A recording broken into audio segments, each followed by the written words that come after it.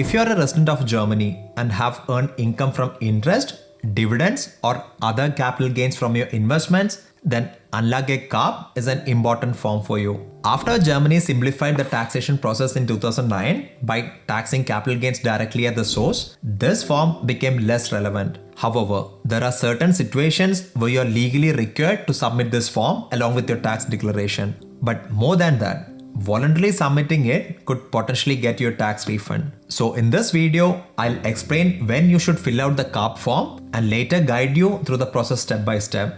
So let's get started.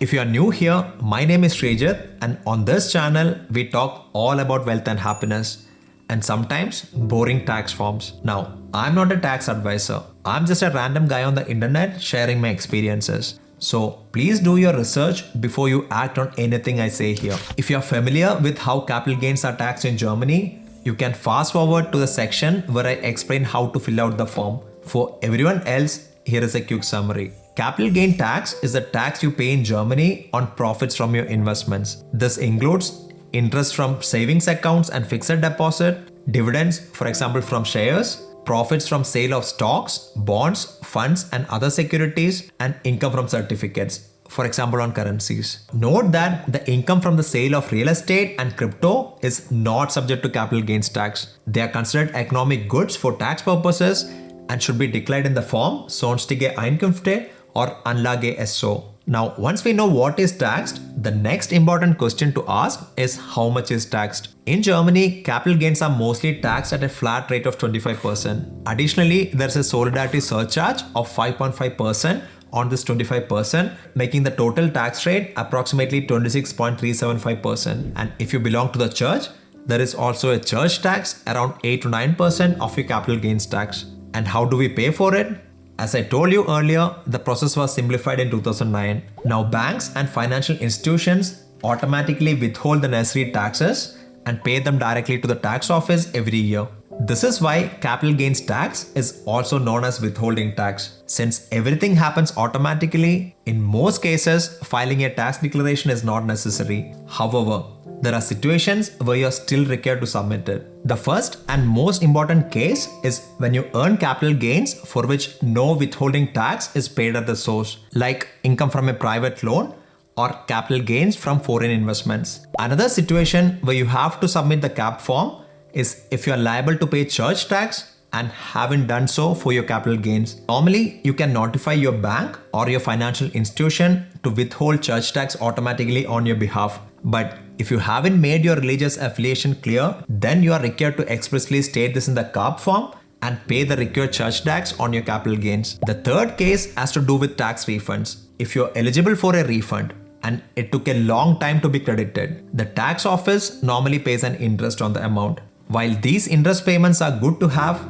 they are also considered taxable income and must be declared here. This is also the case when you earn interest from a private loan or, for example, when you lend money to another person. Since most private loans do not involve a bank and taxes are not automatically deducted, you are also legally required to fill out the KAP form and pay taxes for such interest earned. But there are also situations where it could be beneficial for you to submit the KAP form, even if you are not legally required to do so. For example, if your gains are below the tax-free allowance. In Germany, every individual has a tax-free allowance for capital gains, and below which you do not have to pay any tax. This was 801 euros in 2022 and has now been raised to 1000 euros from 2023 onwards. And for married couples filing jointly, this doubles to 2000 euros. However, you need to notify your financial institution of this tax-free allowance through an exemption order. If you haven't submitted one or have submitted one that is too low, you can get back the capital gain tax already withheld on it.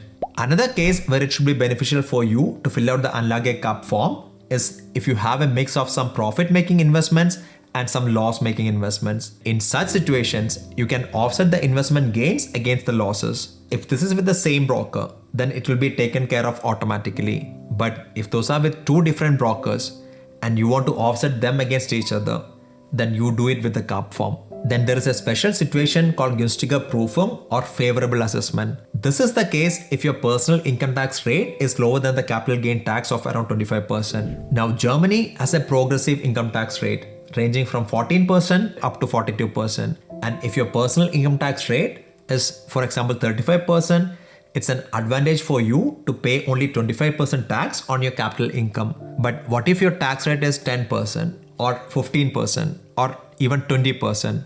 In this case, you can request a more favorable assessment through Anlage KAP, and the tax office will determine the most favorable tax case for you. But in some cases, tax rates will be adjusted so that you pay a lower tax rate. And finally, if there is an error in the tax withheld by a financial institution, you can correct it using the Anlage KAP form. While this is rare, as banks and brokers usually do it with great care, it's still a good idea to check the tax certificates that you receive and claim back any excess taxes paid. Now, even though the Anlage KAP is the main form when it comes to capital gains, there are two additional forms that could also be relevant for you. These are Anlage KAP-INV and Anlage KAP-BET, and knowing the right form to fill is very important. The KAP form is a standard basic form and is used to record all income from capital assets and for the cases I mentioned earlier. The KAP-INV form is only for income from investment funds that were not subject to domestic tax deductions. For example, if you live in Germany and make capital gains from mutual fund investments abroad,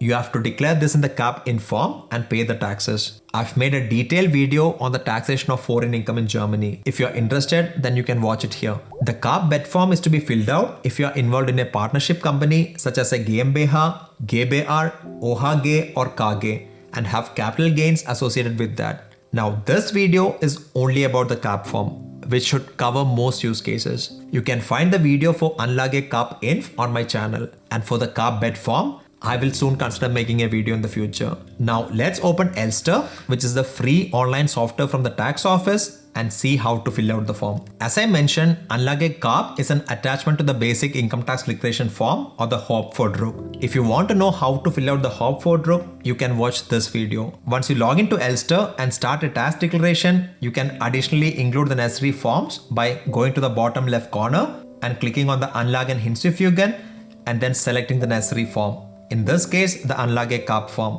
Now, Anlage KAP is a long form and consists of 13 sections. But the good news is that as a normal investor, most sections won't apply to you. And those additional sections that deal with very complex tax issues such as profit withdrawals from your own capital companies, which are better handled by a tax advisor. In this video, I want to focus only on the standard case of capital income, that means interest income, dividend income or stock sales with profits. Section 1 covers Antrag or applications. We discussed the Günstiger Prüfung of favorable assessment earlier. If your income tax rate is lower than the standard capital gain tax of 25%, then you can request the tax office to check what is more favorable for you by ticking this box. It doesn't cost extra and I would recommend marking it. You have to mark the checkbox in line 5 if you want the tax office to review the withholding tax you already paid on your capital gains. This is the case if you think you paid more taxes than you were supposed to, and it can happen due to one of these 5 situations. 1. If you accidentally submitted a lower tax-free allowance to your financial institution. 2. If losses across your different investments were not properly considered during tax deduction. 3. If the income is only partially taxed in Germany due to a double taxation agreement, but you paid taxes on the whole income. And 4. If the financial institution didn't know the original purchase price of your investment and used a higher estimated value to calculate and deduct taxes. And 5. If the tax exemption on your profits from domestic fund investments were not properly considered. I will come to each one of these cases in detail while filling out the corresponding sections. But note that if you request a review of the withholding tax, you must provide further details about your capital gains in section 3. Now, section 2 is related to Kirchensteuer or church tax. Mark the checkbox in line 6 if you are subject to church tax and your broker or bank has not withheld it on your capital gains. Section 3 is important if you have requested a review of the domestic withholding tax that has been deducted by your German bank or broker. You can find the details on the withholding tax already paid on the tax certificate that you receive every year from your financial institution. And this certificate usually states which line in the Anlage KAP you need to enter the respective figures. Now the section has 3 columns. The first column is for providing the withheld capital gains tax that you believe was not correctly taxed, and the middle column is for the corrected amount, and the final and the third column is to provide an explanation. You must enter the total amount in field 7 and then enter individual amounts according to the type of capital gains in fields 8 to 15. Now profits from the sale of shares must be entered in line 8 and profits from the sale of options and futures in line 9. If you have multiple brokers or financial institution, you should sum up the individual amounts and enter the total amount here. Field 10 is for gains from bestandgeschützte Altanteile or protected old shares. Now, these are shares purchased before January 1, 2009 and then sold in 2018 or later. In such cases, there is an exemption of 100,000 euros which can be claimed as a part of the income tax assessment. Now, field 11 is relevant if your capital gains were calculated based on a Ersatzbemessungsgrundlage or alternative base assessment. This refers to an alternative method for determining the tax base when the regular method cannot be applied. This can happen if you do not provide sufficient information to your financial institution about the original purchase price of your investment. So they may have to assume an arbitrary purchase price, and this can lead to a higher tax liability. You can correct that here if that's the case with you. Now, a common method applied to reduce taxes on investment gains is by offsetting them against losses from other investments. If you have both gains and losses in one bank or broker, the losses are usually directly offset. However, if you have invested with several brokers, it might happen that the losses with some were not properly offset by the profits from the other. In such cases, you can use the next field to correct this information. Enter such losses from shares in line 13 and all other uncompensated losses from funds, ETFs and other securities in line 12. Now, keep in mind that losses from the sale of securities can only be offset against gains involving the same type of securities. Line 14 is to declare losses from the sale of derivatives such as options and future contracts. And finally, line 15 is for losses resulting from assets that became worthless. For example, if you had a capital claim that could not be collected due to the bankruptcy of the company. Now, let's move to section 4. In line 16, you should enter the Sparer-Pauschbetrag or tax-free allowance. You have to enter here the amount of the allowance that you have already used or claimed corresponding to the income from lines 7 to 15, 30 and 33. Now, this is important because if you had a new broker and didn't submit an exemption order, you might have paid taxes even though your capital gains were still under the tax-free allowance. In this case, you should enter 0 here. And in field 17, you should enter the used tax-free allowance for any capital gains that were not included in line 7 to 15. Now, section 5 is for those capital gains that have not yet been subject to domestic tax deductions. This can include capital gains on foreign investments and others. Line 18 is for such untaxed income from domestic financial institutions, and line 19 is for such income from foreign financial institutions. And just like in the previous sections, you have to split the amount entered in lines 18 and 19 based on the type of gains. In line 20, provide the part of those gains that came from the sale of stocks. Enter income from options and future transactions in line 21. And in line 22, enter losses from all assets except for stocks. The field 23 is exclusively for losses from stocks. Enter losses from futures and option trades in line 24. And line 25 is for losses resulting from assets that became worthless, such as a company going bankrupt. And if you received interest along with your tax refunds from the tax office last year, enter that amount in line 26. In certain cases, capital gains are subject to standard income tax rates instead of the flat rate of 25%. These are special cases and might not apply to most people with normal investments. Anyhow, I'll just go through them shortly. Line 27 and 27A are for those who have significant shares in foreign corporations in low tax countries. Line 28 is for income from corporations in which you hold at least a 10% share. And line 29 is for the profit from the sale of capital investments such as silent partnerships and participatory loans. Line 30 is for capital gains from insurance contracts concluded after December 31, 2004 and that has been in force for at least 12 years and if the benefits are paid out after the age of 60. Line 32 and 32A apply if you have ownership in business corporations. Line 33 is for income from hidden profit distributions or VGA. And line 34 is for income from special investment funds. As I said, I'm not going into detail regarding these fields. These are mainly applicable for business owners and special institutional investors, and most of you can leave them blank. But if you believe some of these might apply to you, it would be more sensible to consult a tax advisor. as these cases can get a bit complicated. Section 7 is about capital gains for which a reduced taxation according to paragraph 34 of the Income Tax Act applies. This can include capital gains if they are accumulated over several years and are received as a lump sum. These are again special cases like family foundations or deferral models. If you have capital gains that qualify for this reduced taxation, then you should declare them here. Again, like section 6, if you believe this is relevant to you, it's better to get the help of a tax advisor. If you have never heard of this before, then it is very unlikely that it applies to you, in which case you can leave it blank. Section 8 is important because this is where you have to enter the capital taxes that you already paid corresponding to capital gains that you entered in line 7 to 25. Now, this includes taxes that both your domestic and foreign financial institution has withheld for you.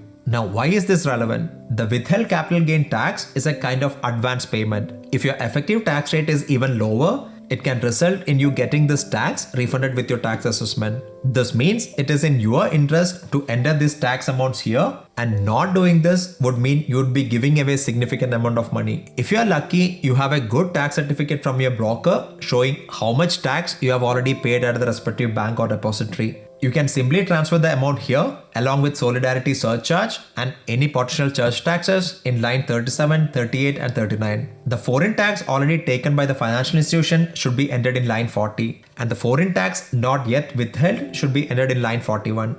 And in some cases, instead of the actual tax, a fictional foreign tax is credited. You have to enter that amount in line 42. The previous section was for the tax deduction amounts for gains from line 7 to 25, which could be the case for most people. Section 9 is about taxes on capital income corresponding to lines 28 to 34. These are again special cases mentioned in section 6. So if you think it applies to you, then enter the tax values here. In most ordinary cases, we have now reached the end. Although we still have a few sections left, these are usually exceptional cases. They deal with participation in foreign companies, family foundations and tax deferral models. Going through them would be too extensive and not relevant for most of you. If these sections do apply to you, I hope you have a tax advisor by your side, because there is a lot that can go wrong here. Tax topics can be complicated in Germany, and I always felt that there is a real shortage of information and guidance in English. I suffered when I started doing the taxes, and that was one of the main reasons why I started creating tax videos on YouTube. Even though YouTube is a great platform for me to share what I know, it has its limitations. I kind of feel there is a real need to build a community outside of YouTube to discuss German finance topics, including taxes, where